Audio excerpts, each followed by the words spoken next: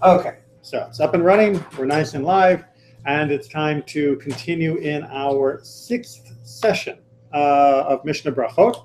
We're just coming to the end of chapter 4. We have one more Mishnah to do, and then we're going to move into chapter 5. And our topic last week was the discussion of Ha-Tefillah, or the Amidah, also known as Shmona Esrei, also known as the central section of prayers, that is the conversation with God for shorthand, although that's longer than all the other descriptions. And we talked mostly about when we say it, what frame of mind we need to be in order to say it properly, where you can say it, direction towards Jerusalem. And we're going to now do one additional topic of chapter 4 before moving on to chapter 5. And that additional topic is, of course, Musaf, the additional prayer, the additional Amidah that we do on holidays and Shabbat. Make sense? Okay, so we're in chapter 4. Does everyone have a copy from before? Good. And we are on Mishnah 7 of chapter 4, which is the very last page. Do I have an eeny, meeny, miny, mo reader? I'll read. All right, thank you for not leaving me hanging there. 1. Rabbi Elazar ben Azariah says, the Musaf prayer is said only with the local congregation. All right, so we got to get the right sense of this. It's not that you can't say it if you're traveling. What he's trying to say here is that Musaf is a community obligation, or it's an obligation that only kicks in with the community. But if you were home for some reason on Shabbat or a festival, you would not do Musaf on your own. That's what he's trying to say here, that you only say Musaf when you're with the crowd. And if you're not with the crowd, you don't say it. However, the sages say whether with or without the congregation. All right, the sages say no. If you are home alone and it is the right day for Musaf, you say Musaf. And if you're in the congregation and it's time for Musaf, you say Musaf. That the Musaf is a personal responsibility that is always in effect. And what seems to be the debate here is Rabbi Elazar ben Azariah is saying that Musaf is more connected to the community celebration that would happen with the sacrifice at the temple. And therefore, without the community, it loses its oomph because you're not there. Needs a minion, probably. Well, it's not. I mean, a minion is the representation of the community, Community, yeah. but it's a question, and this question comes up again of who does the obligation fall onto, right? So we know for Mariv, right, the evening prayer, for Shacharit, for Mincha, for Shema, it is a personal obligation, right? You are supposed to say Mariv, you are supposed to say Shacharit, right? It is your obligation. You need to check it off the list. You're the one who starts off. Remember our chart. Your one starts off down here, and you need to move yourself back up, Yotzei, that you've done it. And if someone else has done it in the room, and you didn't do it, tough. You do not get credit just because somebody over there, or somebody over there, or somebody up there on the bima did it. If you were not trying to have them do it for you, the whole process of having a shaliach, of having a surrogate, a representative, of saying amen, of being attentive to it. If you were just in the room and someone else did it, you get no points. But there are other obligations which are communal. The most famous is Torah reading, right? It is a community obligation to publicly read the Torah, but it isn't your obligation and your obligation and your obligation and my obligation to all read the Torah publicly at the same time. It would also just sound really funny. It's perfectly normal. I mean, we chuckle, but it's perfectly normal to do that for the Amidah, to have an entire room of hundreds of people who are all doing Shacharit together for the Amidah, or not so together.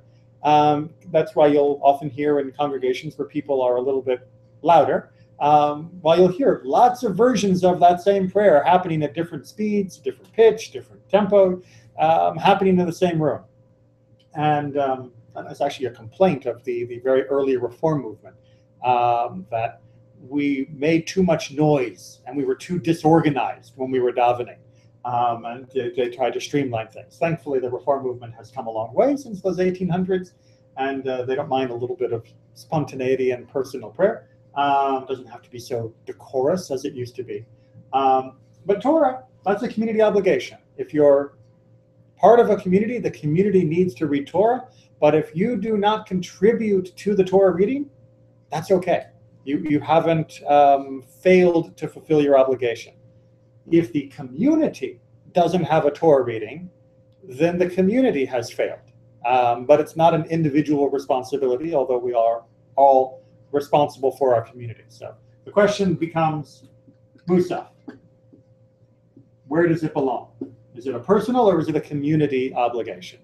And Rabbi Elazar ben Azariah is saying it's more community, but it's a community obligation that each person fulfills with their community.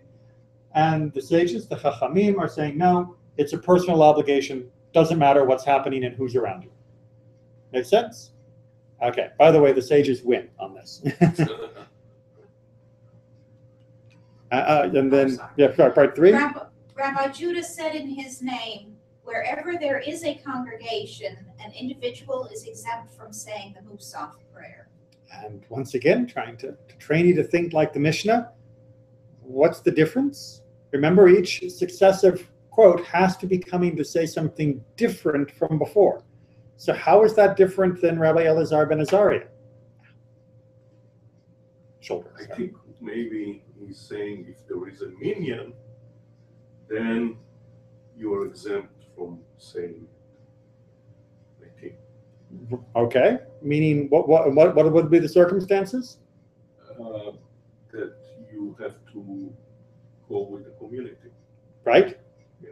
You have to be with the community to say. The Musaf, yeah. Okay. Any other takes on that? Everyone yes, everyone no, everyone maybe, but, however, if not so. We'll take a look at the explanation at the bottom, because he's good for helping to tease these things out for us. So Rabbi Yehuda says, somewhat modifies Rabbi Elazar ben Azariah's position.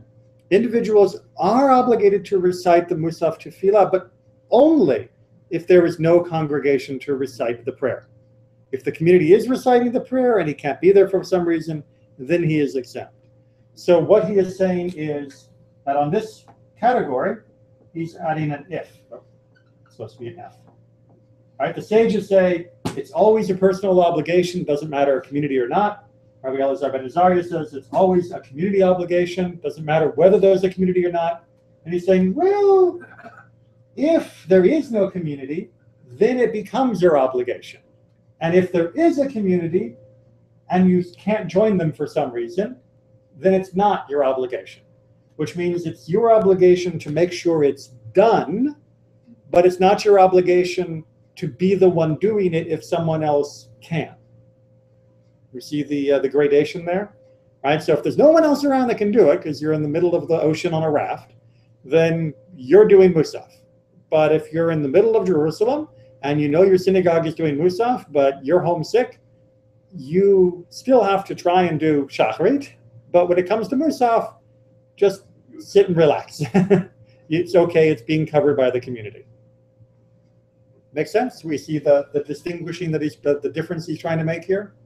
Right? So again, every time we come to a Mishnah when they have multiple opinions, always try to ask what's being added by each different opinion. What's the distinction between one opinion and the next? All right. Any questions on chapter 4? Our introduction to Tefillah. Okay. In that case, it is time for chapter 5.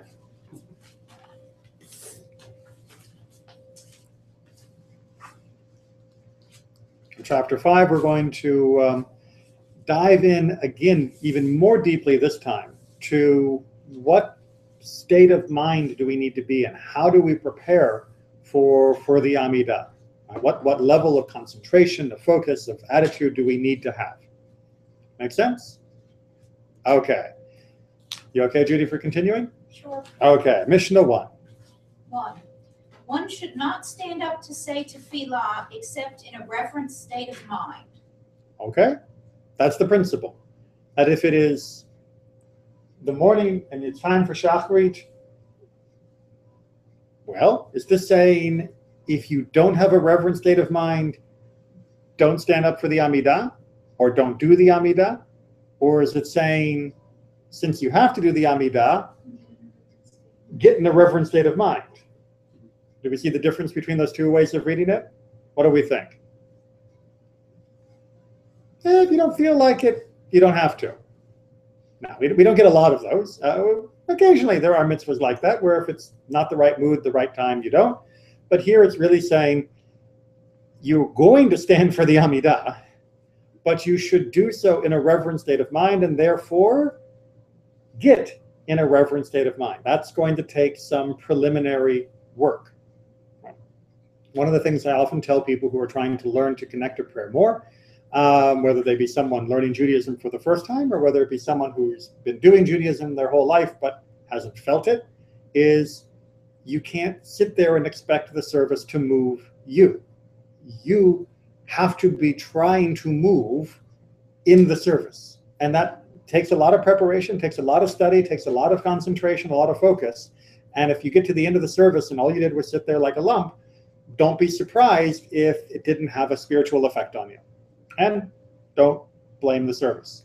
It'd be kind of like going to the symphony and reading your email during the whole time, and then you finish and you go, oh, is it over? That wasn't so great. But were you trying? Were you allowing the music to move you? And this is saying you had to do your work beforehand in order to have it happen properly. And so let's give an example of what would happen. The pious men of old used to wait an hour before praying in order that they might direct their thoughts to God. All right. They would wait an hour. Now, we know that the Amidah has a window of opportunity for when you're supposed to do it. That was in the last chapter. In order to be in the right frame of mind, we have to be awake. Mariv and Mincha aren't always in the morning, so it's not only for that. But the idea would be you need to prepare, right? You need to allow yourself to quiet your mind or to focus your mind, to concentrate. It's the pre-meditation before the Amidah. And this idea has become concretized in our Siddur. If you look at the very beginning of the morning service, at least, what do we find? We find Berachot Shachar, Pesukei de Zimra. Especially Pesukei de Zimra was intended to be that awakening. I like the phrase, not from physical sleep, but from spiritual sleep, so that by the time we get to the Amidah, we are fully charged and aware of what we are about to do. That is not just more words, more words, more words, more words. Make sense? Of course, what has been the danger of having that now as part of the Siddur? Let's become more words, more words, more words, more words. And a lot of people, when they go through Berachot Shachar and Pesukei de Zimra, either ignore it because it just seems like it goes on forever, and so they show up a little bit later than the 9:30 start, or they take it very seriously that it must be said, and so they read through the words very carefully, and next word, next one, and then I'm finished my, what's that? No kavanah.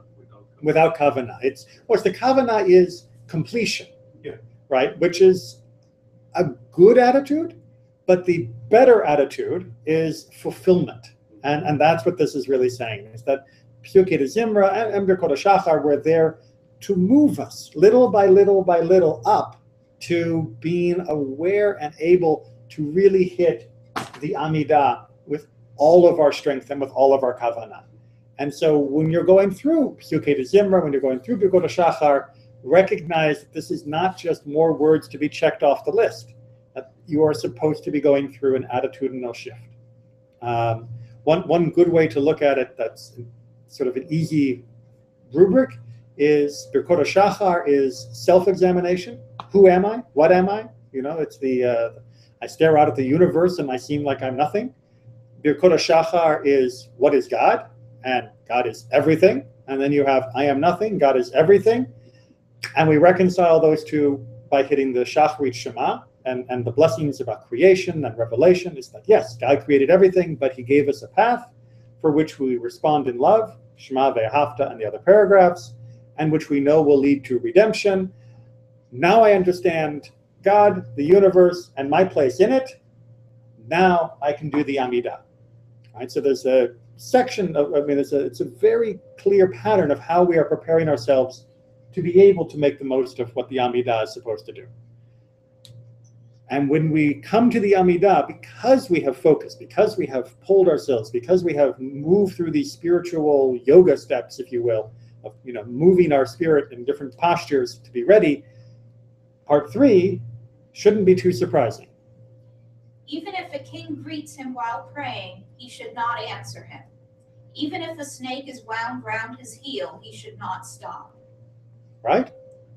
Right. So you can imagine a person lost in prayer. And what it's basically saying is that's the ideal, is that if you have moved yourself so intensely through all of that preparatory work and through all of the Shema and its blessings, by the time you reach the Amidah, you shouldn't even notice the king who is greeting you, even though that may mean your life. Now, does that mean you're supposed to deliberately avoid or deliberately ignore dangers that you are aware of? That's not exactly what it's saying. It's saying that you should reach a state of intensity and concentration that you wouldn't answer because you wouldn't hear. It may not be a great survival instinct, I don't know. Nowadays we don't have too many kings walking around and greeting us under pain of death. There's not too many snakes in our sanctuary. It's not something we worry about too much. But the hyperbole is still there, that if a snake is around your leg, you shouldn't even notice it, because that's the level of focus you should try to reach. Again, if you do notice the snake, it's okay to get rid of the danger. That's a very important survival tip, right? It's okay to get rid of the danger. But ideally, you should get to such a point that you wouldn't even notice it in the first place. And don't worry, we keep the door shut. Snakes don't come in. Make sense? Questions? Comments? Does this seem difficult? Easy? Not easy. A little harder than just saying the words on the page. Absolutely. But a lot more fulfilling. It's hard to get right. But it's what makes prayer worthwhile on an individual spiritual level. The discipline of praying, the services, yes, is very rewarding as well, but the spiritual reward really comes from trying to reach that level of focus and dedication. But you have to know that it's the goal. And that's something that's often hard to convey. Many people still think the goal is to finish the page, rather than to fill yourself with what's on the page. All right, Mishnah 2. They mention God's power to bring rain in the blessing for the resurrection of the dead. What are we talking about? The second paragraph of the Amidah. Second paragraph, also known as the second blessing, or here being called the resurrection of the dead, Mechaye Meitim, right, is called the Givurot. And it emphasizes God's power. And during different times of the year, we add in a line, Mashiv Haruach, Umorid Hagashem, right, that God causes the wind to blow and the rain to fall, descend. That's the English word, yes. Morid, coming down, you read down. And what they're pointing out here is that the Amidah changes. Right? That the text, even the, as we talked about last week, even the loose template has certain things that must be included at different times of the year. Right? Remember we talked before that the Amidah in the ancient world, we didn't have the printed Siddur, so you had usually the opening, you had the main themes of each paragraph, and you had a closing. And this part in the middle would be somewhat extemporaneous. I mean, you would know what you had said last time. You would know what the other people would say when they came to that. There would be very common phrasing that would be used, but it was somewhat flexible. And what they're saying is here, yes, this is flexible, but occasionally there are inserts that do need to be in there. Flexible or not, there are a couple requirements from time to time. And as concentrated as you are, as focused as you are, as lost in prayer as you might be, you have to take care of these two. So you got to keep your eye on the calendar. And one of them is to do the blessing for the rain in the Givurot, in the second blessing. The other, and they ask for rain in the blessing for fruitful years. Right, so we switch between two different versions of the second line, more or less, in the blessing for prosperity of the year. If you're not as familiar with that blessing as you are with the Givurot, that's because this is one of the middle blessings that we do only on weekdays. So if you're used to coming mostly on Shabbat, you may never have seen this blessing. But if you open up a Siddur and you look to the weekday service, whether it be the Mariv or Mincha or Shachrit, you will find that there is a blessing that says, please bless these years, make these years prosperous and good for us. And during the winter months, we include in that a blessing for rain, because that was when rain was most important for Eretz Israel, for the land of Israel. If you didn't have the right rain at the right time, your crops were in trouble. And if your crops are in trouble, you're in trouble. Exactly right. And then there's one other distinction they're going to talk about right now. And Havdalah in who grant knowledge. Rabbi Akiva says, he says it as a fourth blessing by itself. Rabbi Eliezer says in the Thanksgiving blessing. Okay, so again, we talked about a long time ago. The Mishnah always assumes you know everything except what it's talking about right now. So it assumes you know what fourth blessing means and Thanksgiving blessing means and all of that. I'm going to fill you in. So the Amidah has the structure of 1, 2, 3, of having the Avot, I'll just put an A there, the Givurot, and the Kedusha. And this cluster never changes. We always do the Avot, the Baruch Atah Adonai, you might be familiar with, and the Givurot, right? Atah Gibor Le'olam Adonai, and the Kedusha, right? Kadosh, Kadosh, Kadosh. Good. Got a lot of nodding heads around the room. But the middle part changes depending upon the day, right? So usually there are 13 blessings on a weekday that come in here, right? And the next blessing, which is technically number 4, right? 1, 2, 3, 4, is the blessing that asks God for the gift of knowledge, of wisdom, of understanding, of discernment. And so what the sages are saying is that when it comes to Saturday night, and it is time for Mariv, which means that Shabbat is over. Remember, when did we say Mariv? Our first Mishnah? After the stars come out. Thank you. Yes, gold star for you today.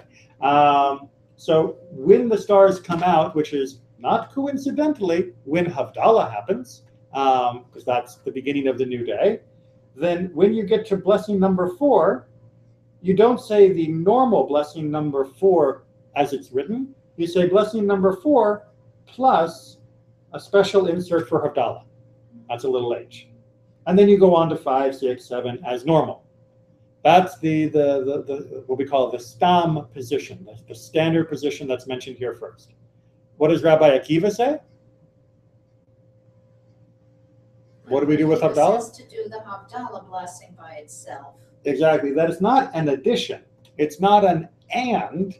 You do the fourth blessing and Havdalah blended together. It's you do the Havdalah blessing instead of the usual weekday blessing for knowledge. Why would we be doing Havdalah in this slot anyway? What does Havdalah have to do with this fourth blessing? What is the Havdalah blessing about? Separation. Exactly right.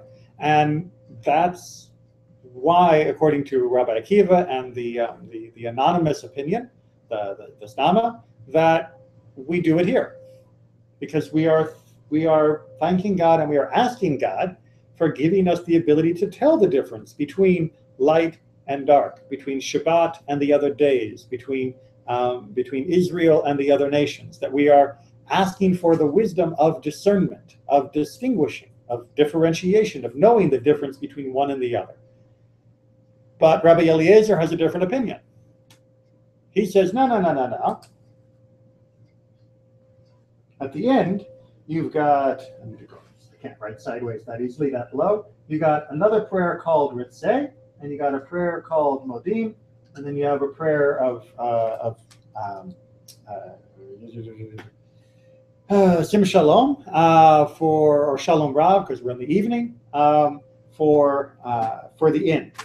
And by the way, these three are also always the same. Right? So every Amidah starts with the same three, and it finishes with the same three. 16, 17, 18, and 19. And he says in Modim Anachnu Lach, that in that blessing of thanksgiving, that's where we should insert the Havdalah statement. Why would we put it there? Not a trick question. What's the theme of the 18th blessing? It even says it in the text. It's okay. Thanking God. Thanking God. Everything He's given us. Everything He's given us. Morning, afternoon, and night goes on to the text in all ways, in all of God's kindness, the daily miracles that are always with us. So Rabbi Eliezer is saying, no, Havdalah isn't about the knowledge to tell light from dark. Havdalah is about thanking God for the differences and all the miracles that happen continually. And so we should include Havdalah here. That's where the theme most appropriately fits. Spoiler alert, if you are looking for how we actually do it today, it's the first opinion that's here. We do it in number 4 as an addition to the standard fourth blessing. So the first opinion that's mentioned here, that Havdalah is in who grants knowledge, that's the opinion that wins the day. But you can see how, by arguing about this, they're trying to highlight what Havdalah means. They're trying to highlight, is Havdalah instead of the knowledge blessing, or is it a fulfillment of the knowledge blessing, or is it really just a thanksgiving blessing? And by talking about that, even though we may end up here, we have a richer appreciation for Havdalah itself. Maybe. Right? That's one of the reasons why we study, even when the opinions are different, or even if the opinions are no longer followed. All right, Mishnah 3. We're just flying through here. The one who says, on a bird's nest may your mercy be extended, or for good may your name be blessed, or we give thanks, they silence him.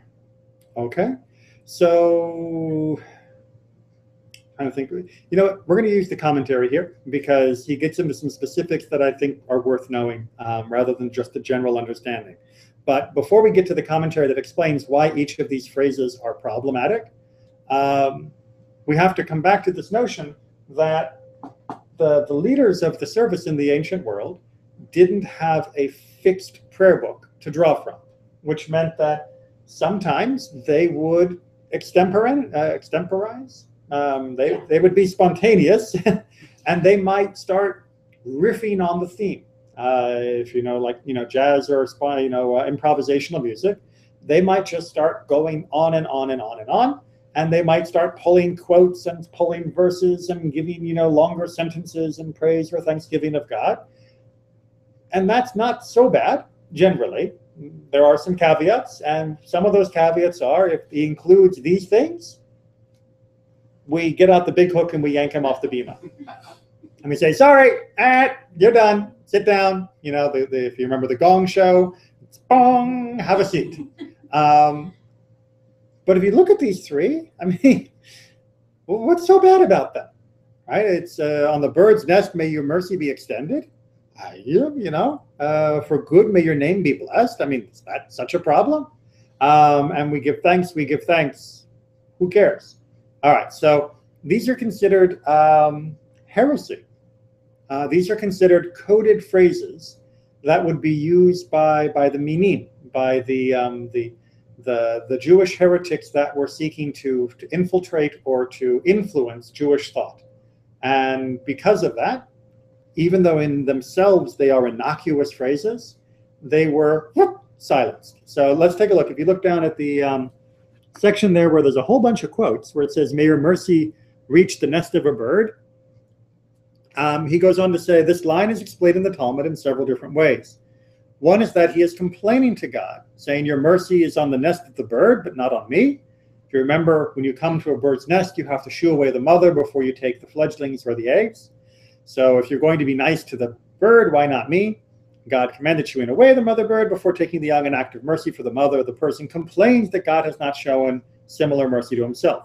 A different explanation is that this saying understands God's commandments as being only about mercy, right? That the Torah itself doesn't say God tells you to shoo the mother bird in order to be merciful.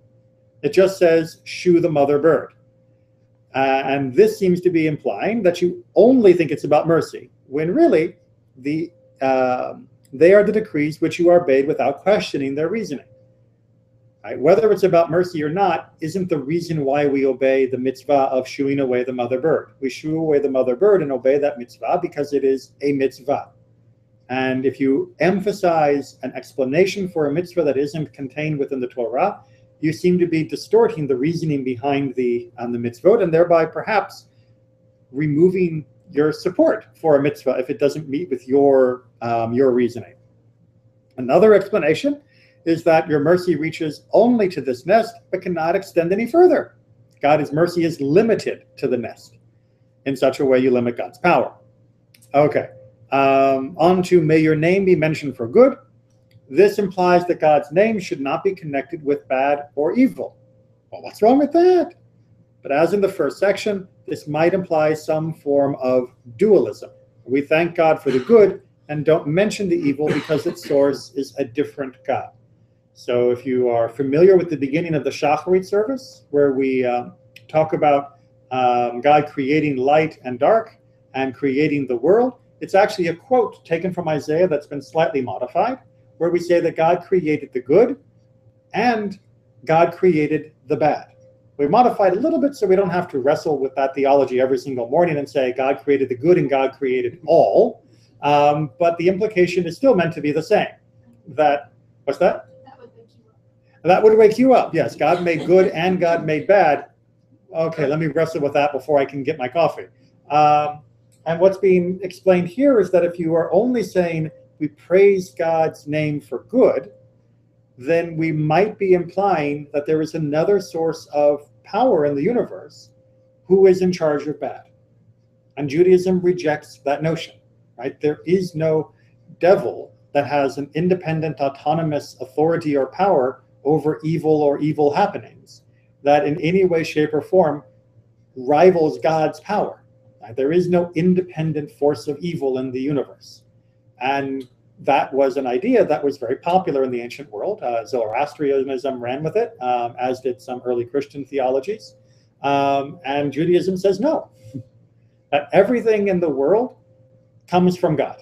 And there is no such thing as a force which opposes God, because there's no, it's inconceivable. It's a logical impossibility that there could be a force counter to God's. God is infinite. There can't be anything outside of infinite pushing back. Just that doesn't work.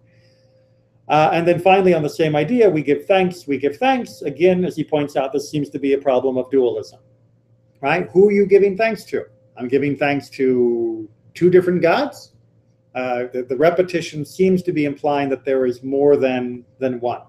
And therefore, the guy who says that gets yanked off the bima, or is shushed. Which brings us to part 2. Back up in the top Mishnah. Okay. One who was passing before the ark and made a mistake, another should pass in his place, and he should not be as one who refuses at that moment. All right, so passing before the ark is the idiom for leading the service, for being the community representative, because whoever was leading would have to stand up and move to be in front of the ark to lead. So that's the idiom that they use. And what it said here is if you are getting up and you're leading the service, and because you don't have written Sidurim, and you are going off memory, and you make a mistake, maybe you left out a word that was part of the boilerplate and made a mistake of a blessing. Maybe you went off theme in a certain way, so now you have muddied a particular blessing. Whatever the problem might be, if you make a mistake, you stop. And someone else takes your place. I don't know, it may seem radical, maybe not, I don't know, to people today. The idea of you have a shliach tzibor up there and they are davening away and they make a mistake and you tell them, get off, we'll have someone else finish it for you. As many people put it, in the ancient world where you're going off memory, after you've made a mistake, it may be very, very hard to resume. Nowadays, we have a siddur, right? So if someone makes a mistake, I can just look back on the prayer, correct myself, and keep going without much of a problem. The ancient world, if my memory is faulty and I turn off the wrong turn in my memory, trying to go back, wait, where were we? All right, I got to go all the way back to the avot and start all over again because I only remember it as a chain and I've broken the link. No. Sit down, Bob. We'll have someone else do it instead of you. And this last phrase, and he should not be as one who refuses at the moment, is answering the humility that we are supposed to have in general as being not applicable at this moment. So normally, if it's time for services and I say, Yerach, do you want to lead services tonight? A humble person should say, oh, no. I'm sure there are other people that are better than me, that are more deserving of me. Let them have the honor. It's normal to almost haggle that you don't want to take the honor for yourself. You let someone else do it. When you're in the middle of the Amidah and someone messes up and you need a replacement, don't do that. Stand up and do it. Don't pretend like you can't. Don't say, oh, no, not me. I don't have a nice voice. No, get up there and daven. We're in the middle of this now. Keep going. And the answer would be then, part 3. Where does he begin? At the beginning of the blessing in which the other made a mistake. So just in case you were worried that we were going to go all the way back to the avot, even if we were here at Sim Shalom when the guy made a mistake, no. If you make a mistake in the blessing, the next guy who picks up for you goes back to the start of the blessing and does the blessing correctly, and keeps going from there. Simple enough? See how easy this is? What's that? That part sounds simple. Yeah, not all of it is simple, but that one works out all right. Okay, moving on to Mishnah 4. Here we're going to get to a very unique case. For those of you that have attended a service on the Chagim here, or if you have attended a service in Israel any day, you will know that with a minyan, it is the norm to do what's called the Berachot Kohanim, right? The blessing of the Kohanim. That's the Yivarechecha Adonai V'Yishmerecha blessing, right? The threefold blessing from the Kohanim, where they have the talit on and they have their hands up. That's the situation we're talking about. And it's a very powerful and very moving part of the service. Everyone got the frame of mind?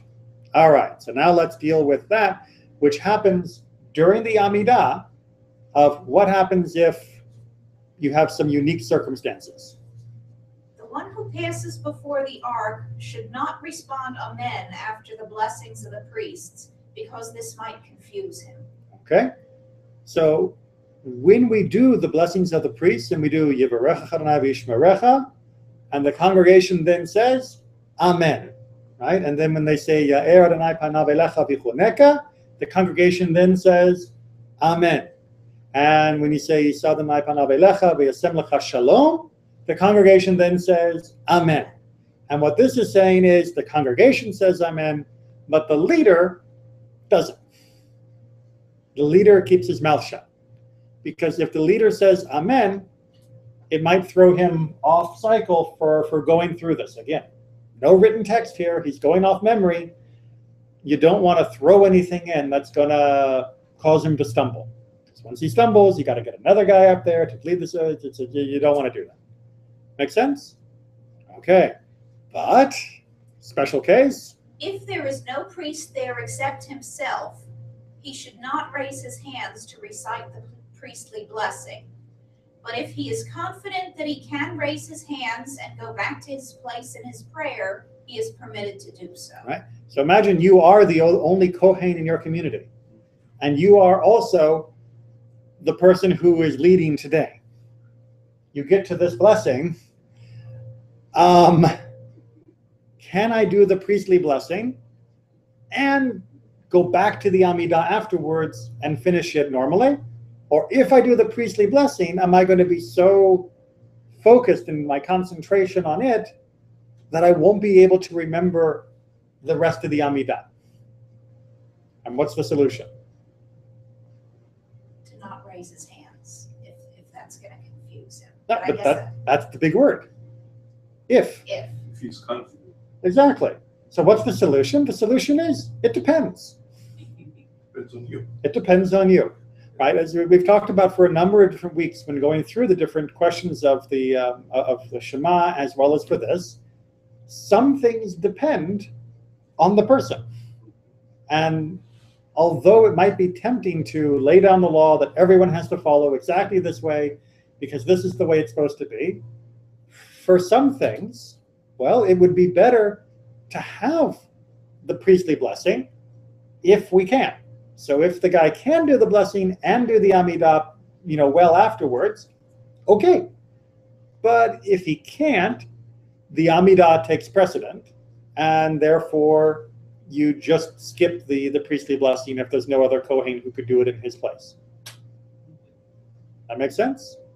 So, believe it or not, Judaism often requires a judgment call. And it's not always black and white. It's not always crystal clear. Do X, then Y, then Z. It's much more if X, then Y, but if X plus 1, then Z, which is why there are so many good Jewish programmers for computers. And lawyers. Oh, and we make good lawyers, absolutely. But being able to see all the different permutations and to follow the path to find the optimum outcome of this moment is what Judaism is about. Again, we mentioned this before in weeks past. I'm going to say it again because it can't be said enough. Judaism is about doing the right thing for the right person at the right moment. And that's not something that can be reduced to a simple list that everyone does the same at the exact same time. There is a lot of judgment calls that are needed. And that makes Judaism very, very challenging because it means you have to know a lot to make sure you're making the right decisions. And that also makes Judaism very empowering because you get to know a lot in order that you can make decisions.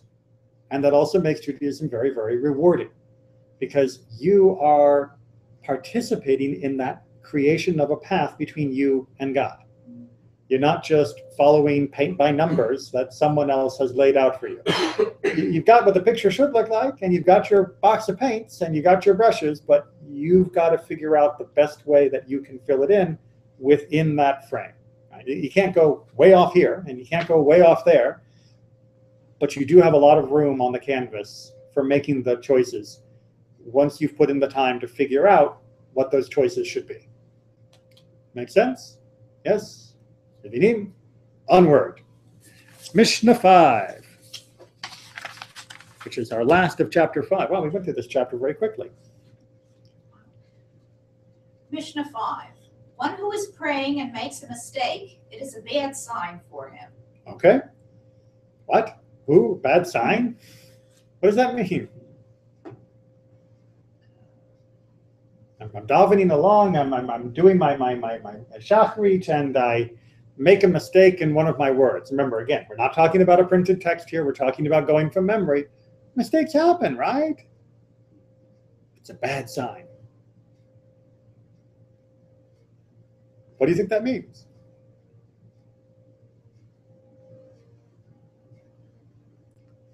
If I said to you, a black cat walked in front of you today, that's a bad sign. What do you think that would mean? Superstition. Well, superstition for the black cat, but Bad luck. It suggests that some further bad luck is going to happen.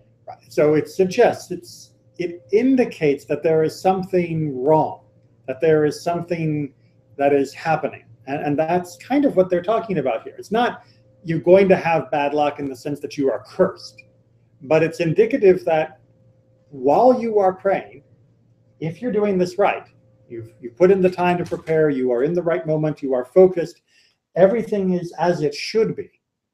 If there is a mistake, then that is a signal to you while you are tapped into this ebb and flow of the universe, while you are trying to connect to God, that there is something amiss, that there is a mistake in the world around you, near you. And that is something that must be attended to. In a sense, it's an omen. It's a minor form of prophecy. It's not meant to be, step on a crack, you'll break your mother's back, or you'll have bad luck all day, or anything like that. It's meant to be while you are in this frame of mind, if you've done so, and you make a mistake, that's the universe poking you and saying, be attentive. There is something amiss in your world. You're all looking at me like I'm crazy. All right, remember, prayer is a two-way street.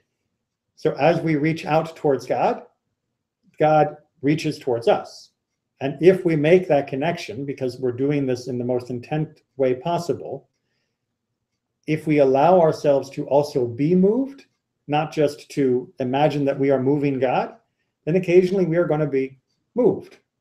And when we are moved, we will make a mistake. So if you did everything you could to avoid making a mistake, meaning you have gone over it, you have gotten yourself in the right frame of mind, and you know your prayers well, where else could a mistake come from? Except from HaKadosh Baruch Hu, except from the Holy One. Therefore, the mistake is a sign. It's a warning. So do you stop then?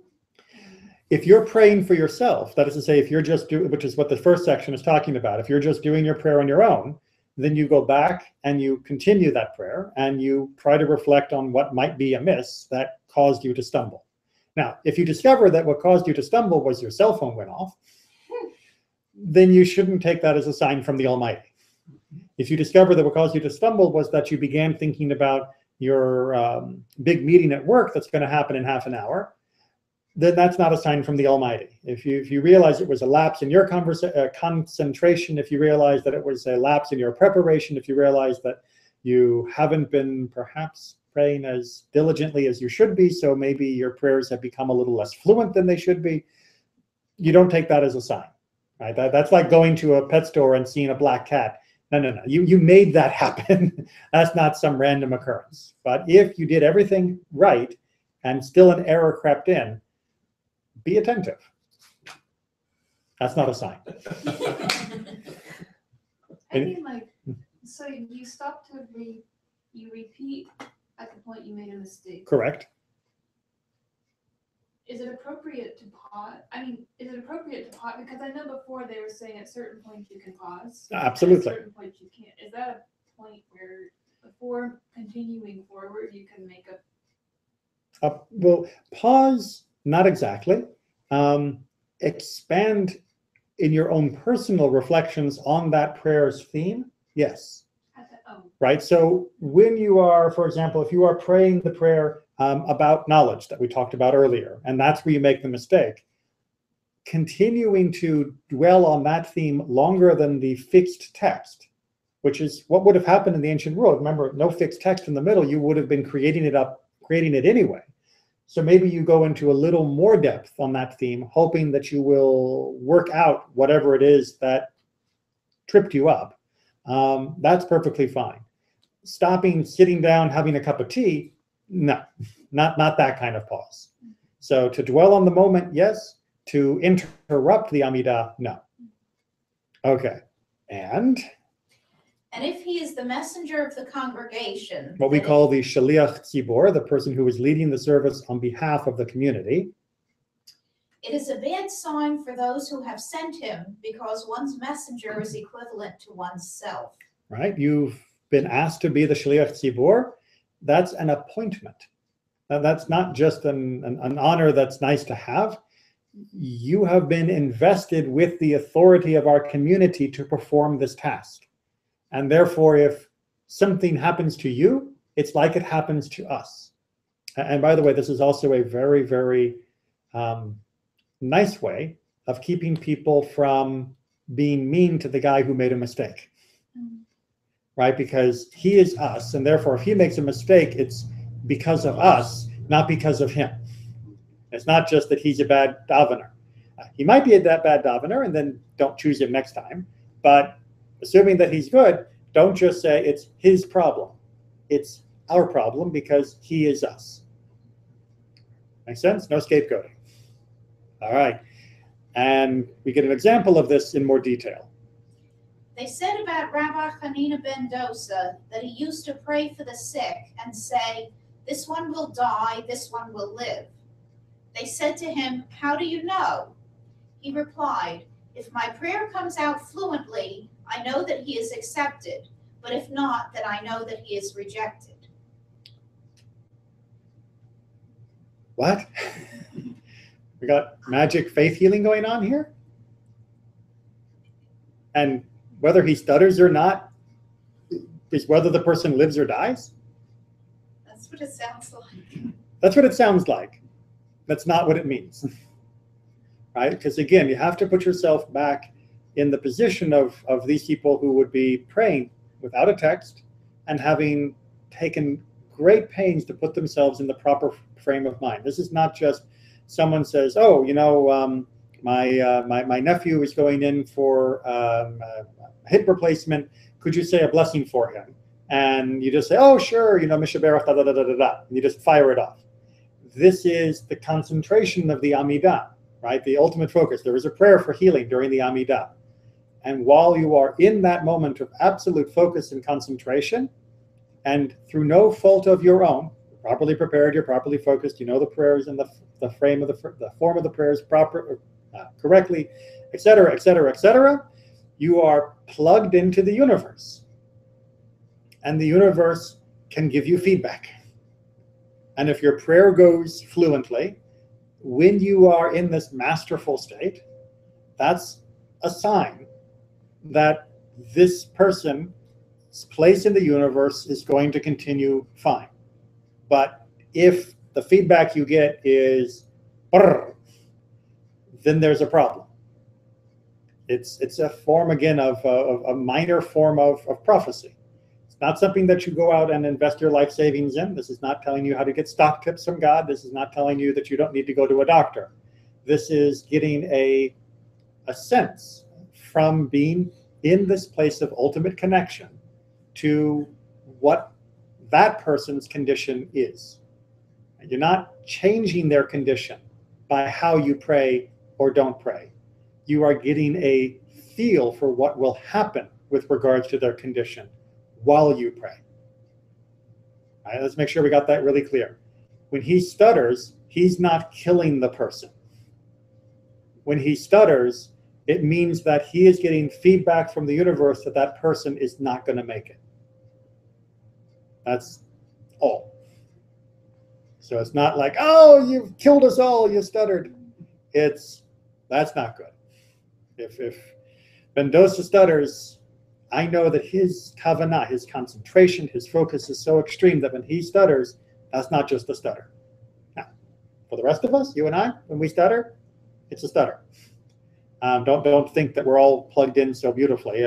There are unique people throughout our history that had capacities that many of us lack. But that also doesn't mean that if we've done our due diligence, we can't be attentive to the feedback, the impact that prayer has on us. That it's not just sending out, but that sometimes that sending out, we will receive something back. Don't always know what to make of it, but that doesn't mean it doesn't exist. Does that make some sense? A little? Not quite so superstitious-y? Maybe not also quite so rationally. It may not also fit into our neat logical formula that we're used to. And that may be something that we individually have to wrestle with, or perhaps discuss at another time individually.